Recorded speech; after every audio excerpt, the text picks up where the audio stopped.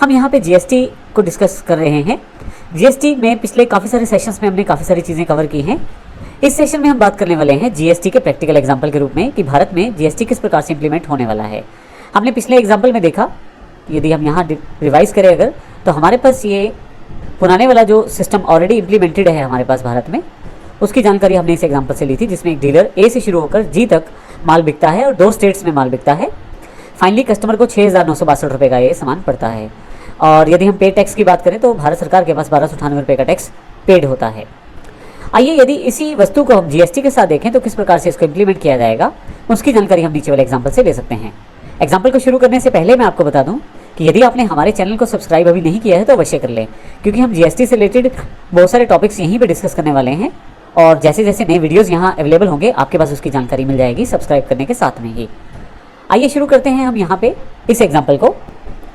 हमारे पास यहाँ पे यदि एग्जाम्पल की शुरुआत की जाए तो डीलर इस तरफ cost, profit, selling price, GST जो 18% है, हम यहाँ पे 18% मान के चल रहे हैं, फाइनल प्राइस, उसके पश्चात जीएसटी के इनपुट टैक्स क्रेडिट को लेने के लिए 3 कॉलम, जिसमें टैक्स पेड, टैक्स रिसीव्ड और पेड टैक्स की जानकारी टोटल अवेलेबल है।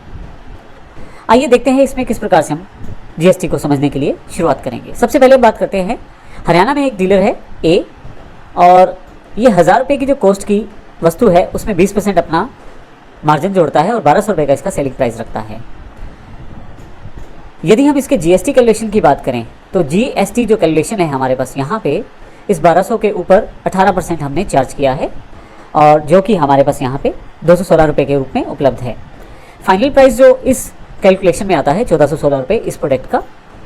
अगर यहाँ देखें तो हमने यहाँ पे जीएसटी, जब यह ए डीलर बी को माल बेचेगा तो 216 रुपये ये बी से ले लेगा, तो इसकी जो टैक्स लाइबिलिटी बनती है वो 216 रुपये बनती है। इसको इनपुट टैक्स क्रेडिट नहीं मिलेगा क्योंकि इसने कहीं भी टैक्स अभी तक पे नहीं किया है। अब यहाँ से यदि आप ध्यान दें तो 1,416 रुपये फाइनल प्राइस है, लेकिन जब बी को माल मिला है तो उसकी कॉस्टिंग एग्जैक्टली 1,200 रुपये है। इसका कारण ये है कि ये जो 216 रुपये बी ने ए को पे किए हैं वो टैक्स के रूप में है और ये 216 रुपये का इनपुट टैक्स क्रेडिट इसको जब ये माल बिकेगा तब मिल जाएगा।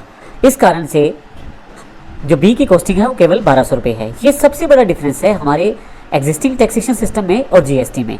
यदि हम ऊपर की तरफ ध्यान दें तो यहाँ पे जब कोई माल बिकता है, 1,000 रुपये की कॉस्टिंग का माल जब 1,200 रुपये की सेलिंग प्राइस पे आता है प्रॉफिट जोड़ के और 140 रुपये जब टैक्स लगता है तो बी की जो कॉस्टिंग बैठती है वो 1,344 रुपये बैठती है, 1,200 नहीं बैठती।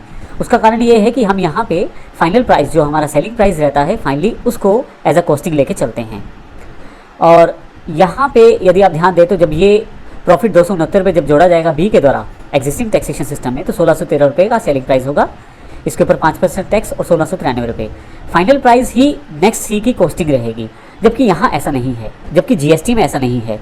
तो इस एग्जिस्टिंग जो हमारा टैक्सेशन सिस्टम है इसकी सबसे बड़ी कमी यही है कि हम यहाँ पे टैक्स के ऊपर टैक्स पे करते हैं। अर्थात यदि आप ध्यान दें तो 1,344 में 140 रुपये शामिल हैं और जब ये 81 रुपये टैक्स लगा है तो ये 140 के ऊपर भी लगा है और 1,200 रुपये के ऊपर भी लगा है, क्योंकि सेलिंग प्राइस तो 1,200 था, 140 रुपये एक्साइज ड्यूटी लगी थी, तो 1,344 के ऊपर ये टैक्स 5% लगा है। तो हमने जो 12% एक्साइज का टैक्स दिया था उस पर भी 5% ऊपर से वैट चार्ज कर लिया। इसी तरह से जब ये माल हरियाणा में सी डीलर के पास जाता है 1,693 रुपये, जिसमें वैट और एक्साइज दोनों शामिल रहते हैं, जब उस पर टैक्स कैलकुलेट करते हैं तो 102 रुपये जो टैक्स कैलकुलेट होता है वो 1,693 रुपये पे होता है, जिसमें वैट और एक्साइज दोनों शामिल है। जबकि आप जीएसटी को देखें तो बिल्कुल ऐसा नहीं है। जीएसटी में आपके पास सेलिंग प्राइस जो 1,200 रुपये था उसके ऊपर जो टैक्स कैलकुलेट किया गया था 216 रुपये, उसको एज अ कॉस्टिंग नहीं माना जाता। बी की जो कॉस्टिंग है एग्जैक्टली उस टैक्स को हटा के है, अर्थात 1,200 रुपये है। इसी तरह से जब बी 240 रुपये जोड़कर 1,440 रुपये का प्रोडक्ट ये बेचेगा तो उसके ऊपर 259 रुपये जीएसटी कैलकुलेट किया जाएगा, तो फाइनल प्राइस 1,699 रुपये बैठेगी।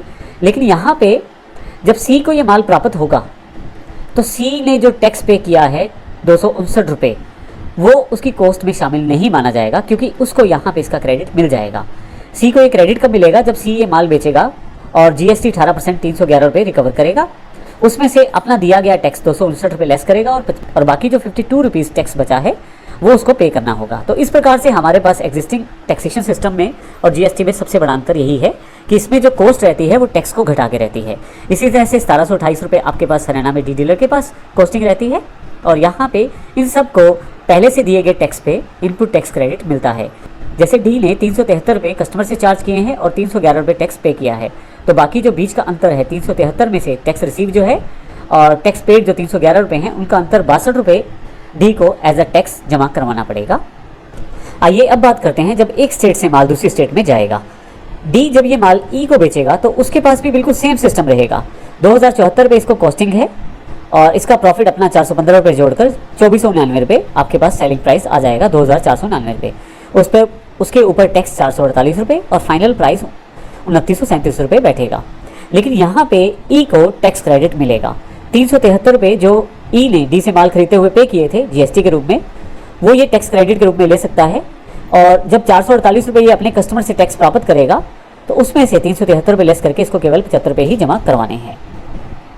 तो इस तरह से यदि आप पूरा एग्जाम्पल देखें, एक स्टेट से दूसरी स्टेट में माल बिकने पर भी सभी पक्षों को, जितने भी बीच में डीलर्स, मैन्युफैक्चरर, ट्रेडर्स रहे हैं, उन सबको अपना इनपुट टैक्स क्रेडिट मिलता है।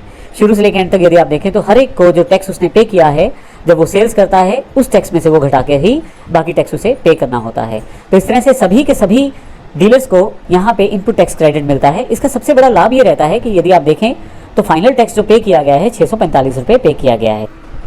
और यदि आप कस्टमर की बात करें तो आप कस्टमर को जो रेट चार्ज होगा वो 4229 रुपये होगा, जबकि ऊपर की तरफ हम देखें तो हमारे पास ये जो रेट है 6962 रुपये है। क्योंकि ऊपर वाले सिस्टम में सबसे बड़ी कमी यही रही है कि हम टैक्स के ऊपर भी टैक्स लगाते रहे हैं, जबकि जीएसटी में ऐसा बिल्कुल नहीं है। और सबसे अच्छी बात है कि एक ही दर पर ये पूरा का पूरा टैक्स इंप्लीमेंटेड रहता है। हमने ये जो एग्जाम्पल तैयार किया है ये जीएसटी के रूप में है, हालांकि आप इसको according to requirement IGST, CGST और एसजीएसटी के रूप में डिवाइड करके अपना इनपुट टैक्स क्रेडिट प्राप्त कर सकते हैं। तो इस प्रकार हमने देखा इस वीडियो में कि किस प्रकार जीएसटी का सबसे बड़ा बेनिफिट टैक्सेशन सिस्टम में क्या होने वाला है और एक किस प्रकार से पिछले टैक्स सिस्टम से बिल्कुल डिफरेंट है और कस्टमर के लिए भी बेनिफिशियल है और डीलर के लिए भी ये बेनिफिशियल है।